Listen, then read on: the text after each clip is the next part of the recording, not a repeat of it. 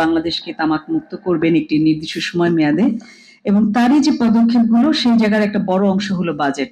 এবং বাজেটটা আসলে এই কারণেই আমরা তামাক বৃদ্ধির কথা বলে থাকি, কারণ যাতে হলো তরুণরা যারা নতুন করে ধরবে তারা যেন দামের কারণে নিরাশ্রিত বোধ করে, তাদের কাছে যেন সহজলভ্য না হয়।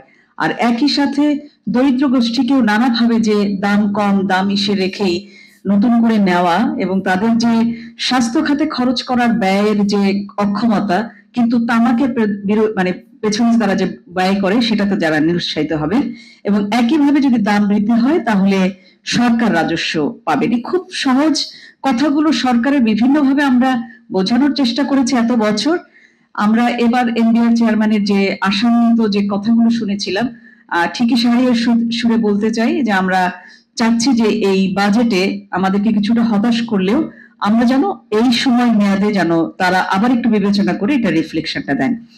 আমরা বারবার অনুরোধ জানাচ্ছি যে তামাকের দাম বৃদ্ধি এবং স্ল্যাব তুলে দেওয়া সহজভাবে আপনার এটা বোঝার জায়গাগুলো থেকে কেন যেন সরকার বারবার বলেও পিছিয়ে আসছেন, সেই জায়গাগুলোতে আপনাদের সত্যিকার অর্থে যদি শক্তিশালী লেখনী হয় এবং উপস্থাপন ভালো হয়, আমার মনে হয় যে সরকারের ভিতরেও টনকটা নড়বে।